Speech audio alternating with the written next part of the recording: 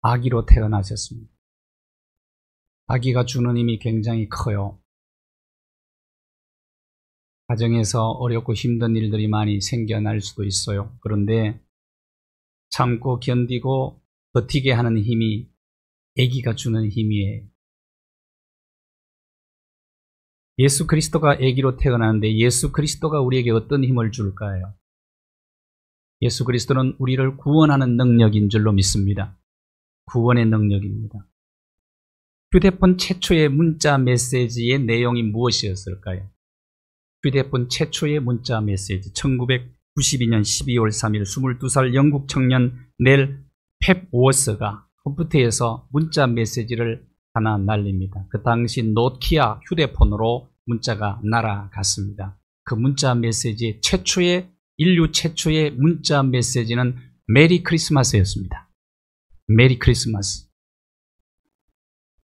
지난 12월 22일에 이 메리 크리스마스 첫 번째 문자 메시지를 NFT로 보다폰이라는 통신회사에서 NFT를 만들어 이게 뭐냐면 대체 불가 토큰이라는 뜻인데 그림이나 동영상이나 인터넷 콘텐츠 이런 것들을 일련 번호를 딱 매겨서 복사와 복제 가능하지 않도록 불가능하도록 만든 한마디로 말하면 암호화폐와 같은 겁니다. NFT로 만들어 가지고 경매를 붙였어요. 지난 20 프랑스에서 붙였는데 이 문자 메시지가 얼마에 경매 낙찰되었을까요? 1억 5천만 원이. 유엔 난민기구로 100% 쓴다고 합니다. 아마 인류 역사에 이 문자 메시지 메리 크리스마스가 하나의 역사의 방향을 바꾸는 그런 물줄기를 바꾸는 그런 도구가 되어서 영원히 아마 남기고 싶었겠죠. 성탄절 아침에 여러분과 저희 가슴 속에 남아야 될 아주 가장 중요한 메시지는 뭘까요? 하나님이 우리를 사랑하셔서 그 아들 예수 그리스도를 우리에게 보내주셨다고 하는 사랑의 메시지일 것입니다. 이 메시지를 우리는 가슴 속에 담고 가야 돼요. 사람이 사람에게 남길 수 있는 가장 중요한 메시지는 무엇일까요? 사람에게 남길 수 있는 메시지가 뭘까요? 나는 당신 때문에 행복합니다. 나는 너 때문에 행복합니다. 그리고 나는 너를 위해서 수고하는 것이 나의 행복이다. 이것보다 더 중요한 메시지는 없을 것이라고 생각을 합니다.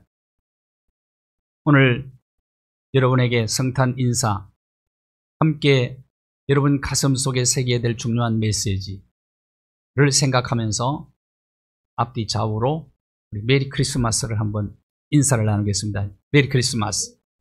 네. 여러분은 1억 5천만 원짜리 선물을 받으신 것입니다. 아침에. 존 오토버가 쓴 누더기 하나님이라는 책이 있어요. 누더기 하나님. 그 책 속에 철학자 키에르케고르의 사랑에 빠진 왕 이야기를 소개하고 있습니다. 왕이 시골 아가씨와 사랑에 빠져요. 사랑에 빠져서 헤어나지를 못합니다. 고민을 합니다. 사랑의 마음을 전달하고 싶은데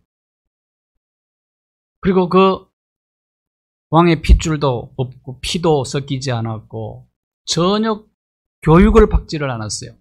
가난했어요. 시골에 사는 그 처녀와 어떻게 하면 그 사랑을 전달하고 그 사랑을 함께 나눌 수 있을까?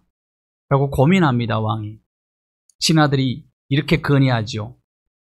왕은 절대 권력을 지니고 있기 때문에 그냥 힘으로 데리고 와서 같이 살면 되지 않냐? 왕은 생각합니다. 그것은 사랑이 아니야. 그럴 수가 없어. 또다시 고민에 빠진 왕을 향하여 신하 하나가 건의를 합니다. 그의 신분을 격상시키고 시골 아가씨의 신분을 격상시키고 그에게 공주가 입는 옷을 입히고 보석과 반지 이런 것을 끼워주어서 궁중으로 데리고 와서 그렇게 왕비를 삼으면 되지 않느냐. 왕은 생각합니다. 그렇게 해서 가진 그 사랑은 신분 때문에, 보석 때문에, 그것은 진짜 사랑이 아니야.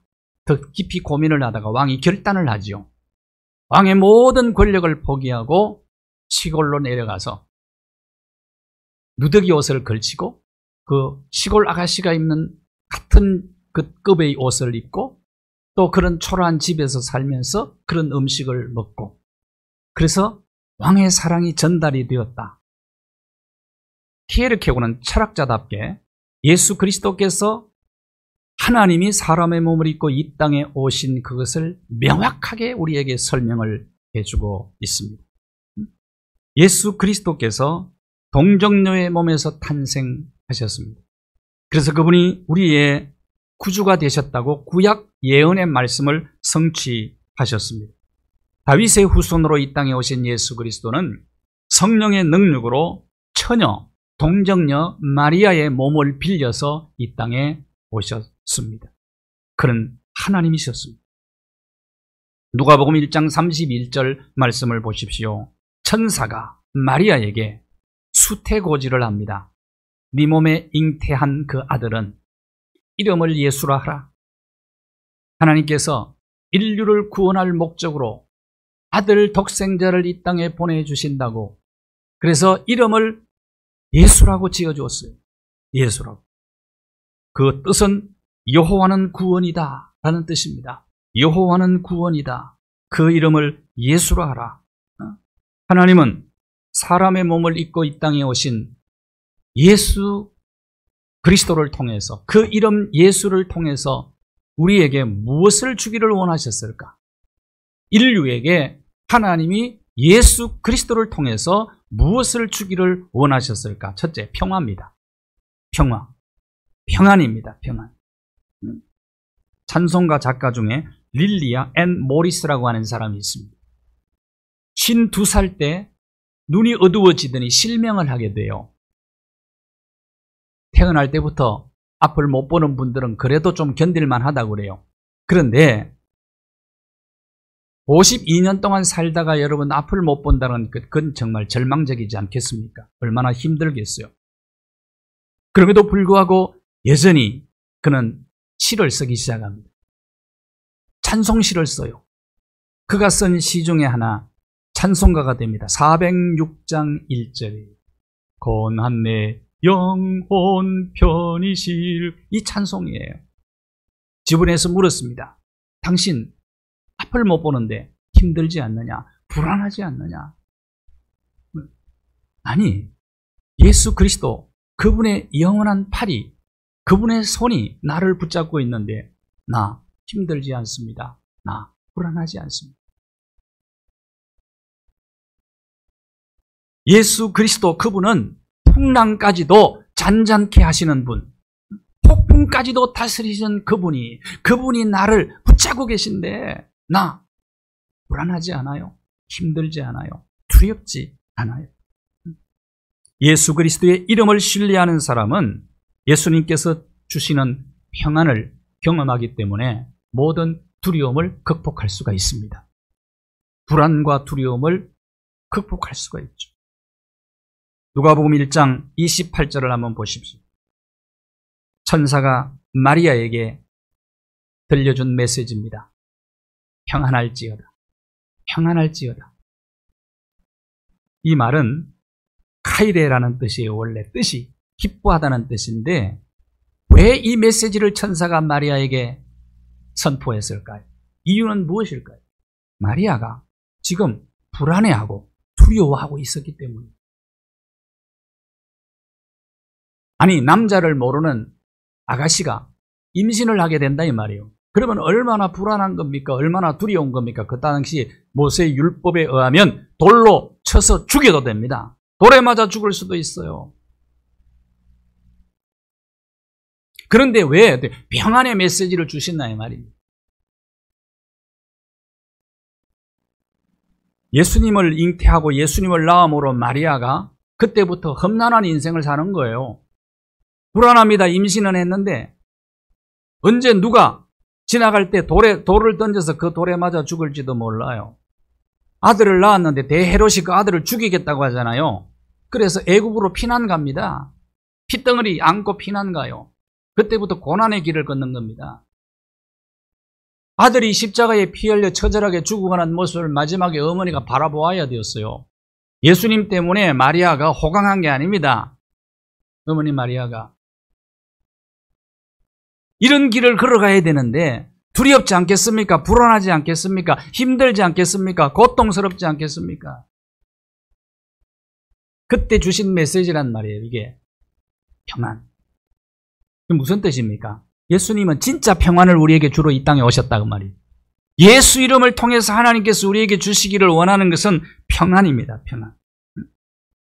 예수 그리스도의 이름은 두려움을 평안으로 바꾸어 줍니다. 죽음의 절망을 생명의 희망으로 바꾸어 줍니다. 슬픔을 기쁨으로 바꾸어 주고 죄인을 의인으로 하나님의 자녀로 변화시켜 주는 것이 예수 그리스도의 이름의 능력입니다.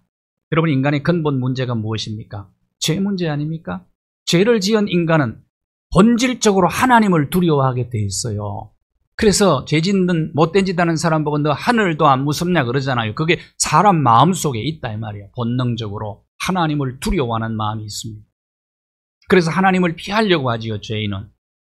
아담과 하와가 에덴 동산에서 범죄한 이후부터 인간의 본능적으로 하나님 두려워하는 마음이 있어요. 하나님 두려워. 다시 말하면 죄인에게 평화가 없다고 말이에요. 독생자 예수 그리스도를 통해서 우리에게 그분을 주신 것은 그 아들이 함께 하심으로 그 이름의 능력으로 하나님은 우리에게 불안해하는 우리에게 두려워하는 우리에게 평안을 주시기를 원하신다. 이 평화가 오늘 성탄절에 여러분의 심령에 임하게 되기를 바랍니다. 이 지구촌에 평화가 임하기를 원합니다. 1914년이었어요. 벨기에 서부 아프로라는 곳에 연합군과 독일군이 치열하게 전투를 하고 있었습니다. 그러다가 12월 24일 크리스마스 이브 전투를 하다가 연합군의 참호 속에서 크리스마스 캐롤이 울려 퍼져. 누군가가 병사 한 사람이 보초 서다가 크리스마스 캐롤을 부르니까 그 캐롤 소리를 듣고 상대방인 독일군 병사가 나와서 같이 캐롤을 부르고 그래서 모든 병사들이 나와서 크리스마스 축하 행사를 하게 되죠. 전쟁으로 핥히고 상처난 유럽을 그 평화의 꽃이 잠시 동안 피게 되는 거예요. 그런데 4개월 후에 독일이 160톤 되는 가스를 연합군에게 살포를 해버려서 1000명이 죽고 4000명이 치명적인 부상을 입게 됩니다. 주님께서 우리에게 주신 평화가 이 땅에는 이 진짜 평화가 이루어지지 않는 것 같아요. 오늘도 보십시오. 진짜 평화로운 날이 잘 있었나요? 하루라도 제대로? 진짜 평화는 주님께서 주시는 평안인데 우리가 이 성탄 아침에 주님이 전하셨던 참된 평화가 지구촌 위에 깃들기를 우리는 기도해야 됩니다. 기도. 집에서 키우는 육축 가운데 어뜸되는 육축이 소와 말이잖아요. 소와 말은 차이점이 있어요. 근본적인 차이점이 있습니다. 소는 느려요. 그런데 힘이 굉장히 강해요. 세요. 그래서 쌀 문화, 이 동남아시아 지역에서는 옛날에 소가 아니면 농사를 못 지었단 말이에요. 그래서 농우소라고 그래서 옛날에도 잘 먹였습니다. 농우소, 농사 짓는 소는. 특별 관리를 했어요. 농부들. 말은 전쟁에 있어 그 고대 사회에서 전쟁의 핵심 요인이 말이었어요. 말. 그런데 결정적인 차이를 만들어내는 것이 뭐냐? 물에 빠졌을 때입니다. 느린데 소는요, 소극적이에요. 그래서 물에 딱, 급류에 딱 빠지게 되면 어떻게 되는가? 모든 걸 다 물에다가 맡겨버린다는. 그리고 둥둥 떠내려가는 거야. 떠내려. 말은요, 막 달리던 기질이 있어가지고, 물에 빠지면 막 살려고 막 버둥거리다가 힘이 빠져서 죽는 거야. 재작년에 남원이나 구례, 하동에 홍수가 났잖아요. 그때 남원에서 소가 떠내려갔는데 60리 떠내려가가지고 살았어요. 소의 기질이 뭐냐 하면은 물에다 나를 완전히 맡겨버린다는 거예요. 진짜 평화는 어디서 이루어집니까? 예수님이 우리를 초청했잖아요. 수고하고 무거운 짐진 자들아 다 내게로 오라. 내가 너희를 편히 쉬게 하리라. 주님 주시는 평화입니다. 이게 인생의 모든 짐을 주님께 맡기는 자가 평화를 누릴 수가 있어요. 평화. 성탄에 이 축복을 우리에게 주시기 위해서 하나님은 아들을 보내주신 거예요. 근데 그 이름이 예수예요. 예수의 이름이 주는 그 평화가 선물이고 축복입니다. 성탄 선물 중에 최고의 선물은 평화예요. 평화. 그래서 천사들이 하늘에서 예수님 태어났을 때 하늘에는 영광, 땅에는 평화라고 노래를 한 겁니다. 근데 어떤 사람은 성탄 아침에 이런 노래를 부른 사람이 있대요. 하늘에는 영광, 땅에는 굴비. 저 영광에 있는 사람들이 그렇게 부른다 그러더라고요. 하늘에는 영광, 땅에는 평화. 아무리 생각해도 주님 주시는 그 참된 평화가 이 세상에는 깃드는 그 같지가 않아요. 세상을 보다 보면. 그 참된 평화가 진짜 사람에게는 필요하다 이 말이에요. 진짜. 여러분 모두 이 선물을 받으시기를 바랍니다. 성탄절에. 이 선물이 우리에게 꼭 필요하지 않겠어요? 진짜 평화.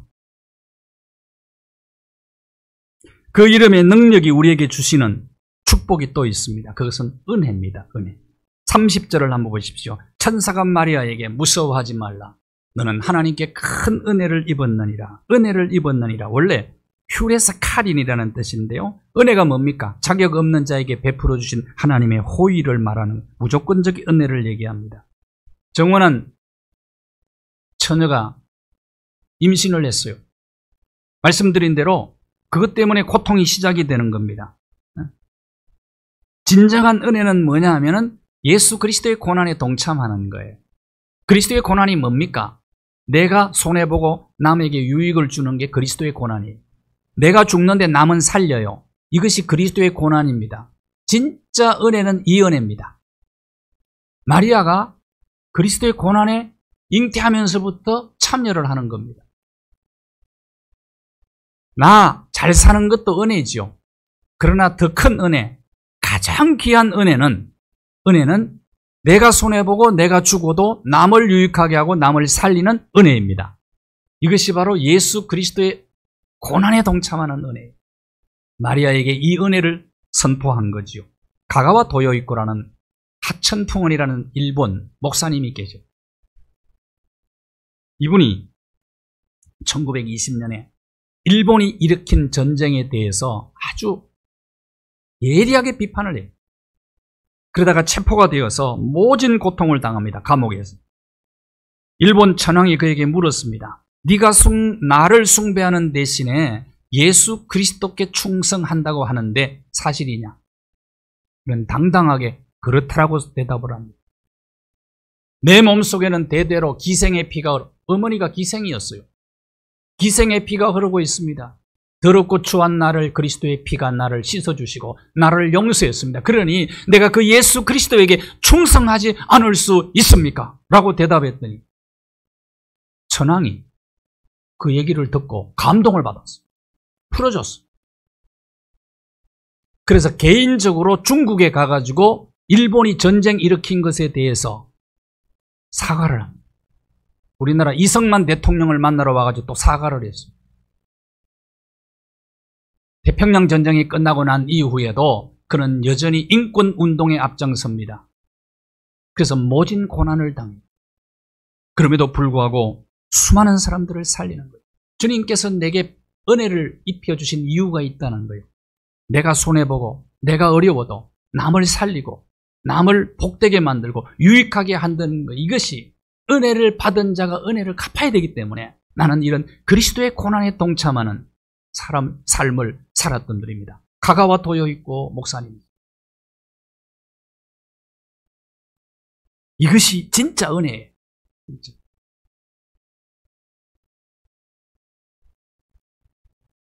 원로 목사님, 홍정길 목사님이 신문에 칼럼을 썼어요. 오늘 아침 새벽에도 제가 소개를 좀 했습니다만은, 우리 좀 손해 좀 보고 살자는 거예요. 손해 좀. 참, 뭐, 자기 이익만 챙기려고 하지 말고, 은혜를 받았으면 은혜를 갚는 삶을 살아야 될 것 아니냐. 그러면 문제가 해결되는 거다, 이 말이죠. 문제. 오늘 지금 보십시오. 우리 상황을 보십시오. 나라 형편을 한번 보십시오. 남을 어떻게 짓밟아서라도 내가 살아나려고, 내가 유익 얻으려고, 당리당락 이런 데 매여가지고 너무 보기가 안 좋지 않습니까? 그래서 어떻게 나라를 살릴 수 있단 말이냐, 이 말이죠. 그런 정신 가지고.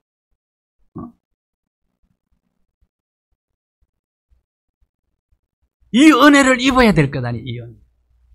예수 그리스도의 고난에 동참하는 은혜를 입는 성탄절이 되어야 된다. 그래야 세상이 살아요. 세상이. 잘 사는 세상 된단 말이에요. 함께 잘 사는 세상. 이런 세상 만들어야 되지 않겠습니까? 우리. 이게 은혜입니다. 이게. 성경이 말하는 은혜입니다. 마리아에게 선포한 은혜는 이 은혜입니다. 그리스도의 고난에 동참하는 은혜. 나 잘 먹고 잘 사는 은혜도 필요해요. 그러나 그것은 그보다 훨씬 더 중요한 은혜, 귀한 은혜가 그리스도의 고난에 동참하는 은혜라요.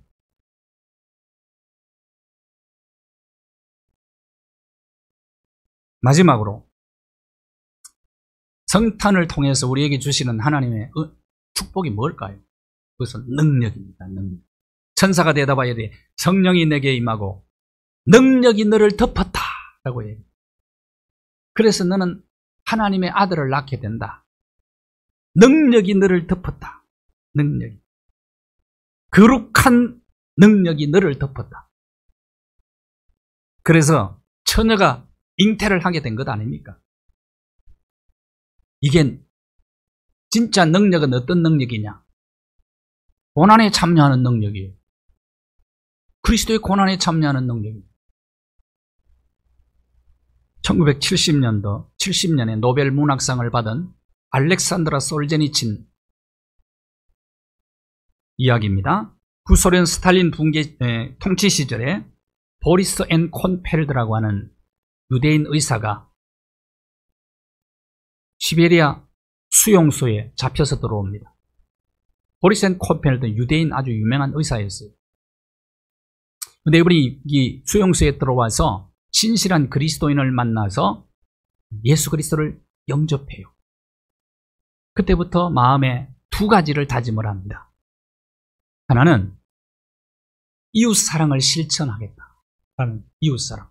나에게 그리스도의 사랑을 전해준 그 사람처럼 나도 그리스도의 사랑을 실천하겠다. 그리스도의 복음을 그에게 사람들에게 전해야 되겠다는 두 가지 결심을 하게 됩니다. 그리고 그는 하나님 앞에 기도합니다. 하나님, 이렇게 살 수 있는 능력을 주십시오. 능력을, 선한 능력을 내게 주십시오.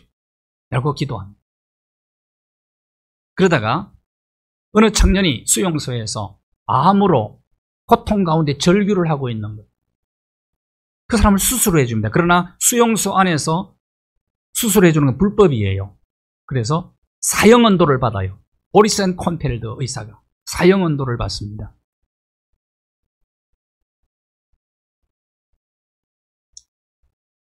사형되기 전에 당신이 한 행위에 대해서 후회 없느냐라고 물어요. 전혀 나는 그리스도 안에서 한 선택에 대해서는 나는 절대로 후회가 없습니다. 라고 대답을 합니다. 그는 사형당하기 전날 밤에 자기가 수술해준 그 청년에게 그리스도의 사랑에 대해서, 복음에 대해서 진지하게 설명을 해줍니다. 보리스 앤 콘펠드에게 하나님께서 능력을 입혀주셨기 때문에 그것이 가능했던 거예요. 그래서 성경이 말하는 이 능력은 바로 선한 일을 행하는 능력입니다. 그리스도의 고난에 동참하는 능력입니다. 이것이 바로 보네퍼 목사님이 말했던 선한 능력이에요. 선한 능력. 오늘 성탄절 아침에 저와 여러분에게 선한 능력이 덧입혀지기를 소원합니다. 아무리 결심해도 능력 없으면 행할 수가 없지 않습니다. 이 능력 갖고 우리는 어떤 선한 일을 한다고요? 하나님을 사랑하는 거예요. 보리스 앤 콤펠트처럼. 이웃 사랑을 실천하는 겁니다. 이웃 사랑. 그래서 능력 주시는 것 아니겠어요? 마리아에게 능력이 덧입혀졌다 그랬어요. 덮여졌다 그랬어요. 능력이 덮여졌다. 동정녀 탄생 믿지 못하는 사람들이 너무 많아요. 기독교를 안 믿는 이유 중에 하나가 바로 아이고 그 말도 안 되는 얘기다. 어떻게 처녀 혼자 얘기 낳냐. 기독교는 허구다. 그래서 안 믿는 사람들이 많아요. 잘 들어보십시오. 최근에 샌디에고 동물원에서 멸종위기종으로 보호받던 캘리포니아 콘드르라고 하는 독수리 일종입니다. 독수리 일종입니다. 그런데 무성생식으로 태어난 사례가 있어요. 최근입니다. 최근. 과학자들은 지난 30년 동안 900마리의 콘드르의 유전자 정보를 수집해서 계속해서 분석을 합니다. 근데 그 딱 2마리 암컷의 암컷 유전자만 갖고 있다는 것을 최근 발견하게 된 겁니다. 암컷 유전자만 가지고 있었는데 이걸 그래 무슨 말이냐? 무성생식이라고 해요. 무성. 인간을 비롯한 모든 동물은 수컷과 암컷의 짝짓기를 통해서 종족을 번식하지 않습니까? 이거는 지극히 일반적 상식입니다. 과학적 상식입니다. 그런데 예외도 있다는 사실이 이번에 밝혀진 거예요. 무성생식은 암수, 생식세포의 결합 없이 자손을 만들기 때문에 단성생식이라고도 하고 처녀생식이라고도 합니다.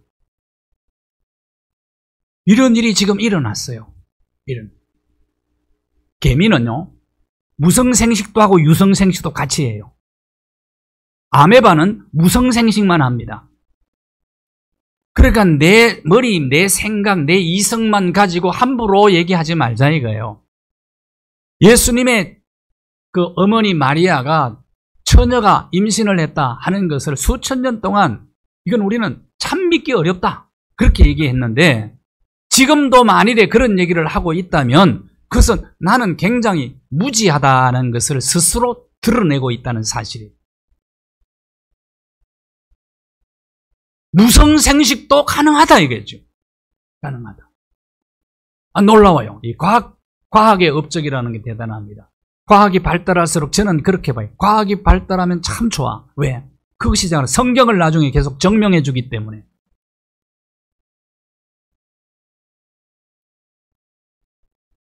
신대륙을 발견한 사람이 누굽니까?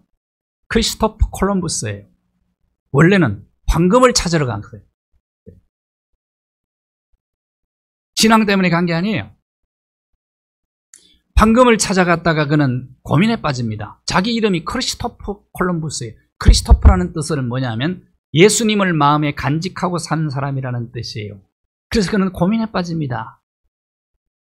크리스토프로 살 것인가, 황금을 쫓는 인생을 살 것인가. 그러다가 결단하지요. 크리스토프로 살아야 되겠다. 그리스도인은 어떤 사람입니까? 예수 그리스도를 마음에 모시고 어떤 분으로 그분을 나의 왕으로 모시고 사는 사람들 아닙니까? 그렇다면 우리는 인생을 어떻게 살아야 될까? 선한 능력을 받아 하나님을 사랑하고 이웃을 사랑하고 이렇게 살아야 되지 않겠어요? 성탄에 우리가 은혜를 받아야 되는데 그 은혜가 도대체 뭐라는 얘기입니까? 예수 이름으로 사는 사람이 그리스도인 아닙니까? 예수 이름으로 산다는 게 어떤 의미입니까? 그것이 무엇이 이것을 증명해 줄 수 있습니까? 예수 그리스도로 인하여 변화된 나의 모습이 증명해 줘야 되지 않겠나요? 예수 그리스도에 닮은 내 모습이 예수 그리스도 이름으로 사는 것을 보여줘야 되지 않겠습니까? 예수 그리스도처럼 거룩하고 예수 그리스도처럼 이웃을 용서하고 사랑하고 긍휼을 베풀고 관용을 베풀고 너그럽게 살고 이것이 예수 그리스도의 이름으로 사는 사람 아니겠습니까? 고 구본무 회장이 2015년부터 LG 의인상을 주었어요. 지금까지 169명이 상을 받았어요. LG 복지재단에서는 그 회장의 뜻을 계속해서 이어받아서 사회를 위해서 의로운 희생을 한 사람들에게 상을 계속해서 주고 있어요. 그 상을 받은 사람들 중에 김밥 장사로 평생 모은 재산을 기부하고 40년간 장애인을 위해 봉사한 박춘자 할머니, 매일 아침 등굣길 아이들에게 무료로 빵을 나누어주는 제빵사 박상식 씨, 36년간 영유아를 119명을 양육한 전옥례 씨, 48년간 무료 진료 봉사의 길을 걸어온 고 영초 건국대 교수, 36년 그리고 24년 동안 도움이 필요한 이웃들에게 무료 반찬 나눔 봉사를 해온 우영순 이상기 씨, 55년간 무료 진료와 무료 급식 봉사를 펼치고 있는 박종순 원장. 이런 사람들이 하나님의 선한 능력을 덧입은 분들 아니겠어요? 그래도 이런 분들이 있기 때문에 오늘 세상은 희망이 있는 것입니다. 성탄의 은혜를 왜 우리에게 내려주십니까? 하나님을 사랑하고 이웃 사랑하라고 주신 거예요. 그 예수 그리스도의 이름의 능력, 그 능력으로 오늘 저와 여러분이 평화의 은혜, 그리고 하나님이 주시는 선한 능력, 이 능력 공급받아서 하나님께서 주신 놀라운 그 은혜, 그리스도의 고난에 동참하는 은혜, 그리고 그리스도의 고난에 동참할 수 있는 능력을 공급받아서 승리하시기를 주님의 이름으로 축복합니다. 감사합니다. 말씀 함께 나누었습니다. 사랑하는 주의 자녀들, 주의 백성들, 이 성탄 아침에 주님, 하나님께서 주시는 평화를 얻고 예수 그리스도의 이름으로 은혜를 입고 예수 그리스도의 이름으로 능력 받아서 하나님을 사랑하고 이웃을 내 몸처럼 사랑함으로 그리스도의 법을 성취하며 살아가는 우리의 생애가 되게 하여 주시옵소서. 예수 그리스도의 이름으로 기도하옵나이다. 아멘.